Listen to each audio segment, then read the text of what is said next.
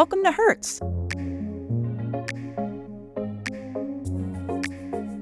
When you come to pick up your rental, bring your physical driver's license and a valid credit card or debit card. The names on these both need to match. Hertz does not accept prepaid cards, PayPal, or online banks. When you pick up your rental, we'll run your credit or debit card and place a temporary authorization on your account. Then, after 7 days, a new pending authorization is put on your account for the upcoming week 2, and you will see a completed payment for the week 1 rental. Remember, an authorization is not a payment, so you are not being double billed. The money will only leave your account with a completed payment. With the upcoming week's authorization and last week's payment, you may need more money in your account than one single week's rental. Each bank decides the amount of time that the authorization is held. If you have questions about this, please contact your bank.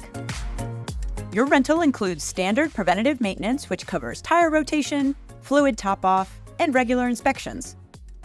If your rental car is damaged while on rent, you'll be responsible for the first $1,000 of damage, regardless of fault. When you come into the Hertz location to pick up your car, you can learn about additional vehicle protection that covers tire damage, windshield damage, and more. If you're in an accident, you must call the police and file a police report. Keep a copy of the police report for the insurance claim. If you're unable to file a police report, take photos and videos and write down the name, phone number, and vehicle registration of any people involved. Then, contact both Uber and Hertz. And finally, you're renting a car to drive with Uber.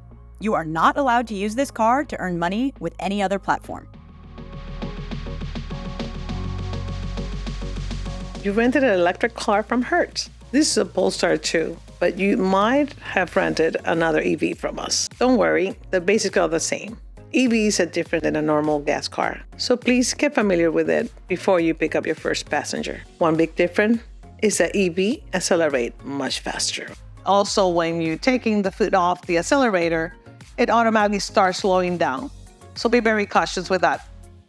Many EV cars use the key fob to unlock and lock the doors.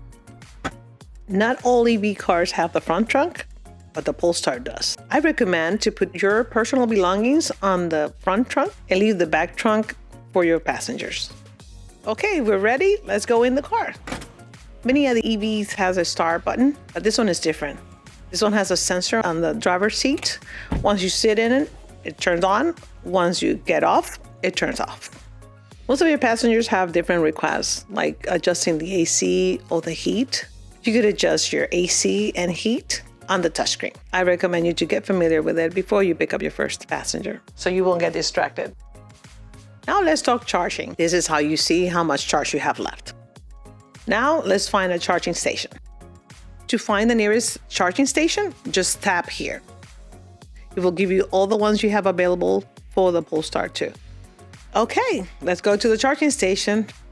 So press the brake, put it into gear, and let's take off. Remember, EV acceleration is faster, so press gently. Before you start or finish charging, make sure the car is unlocked.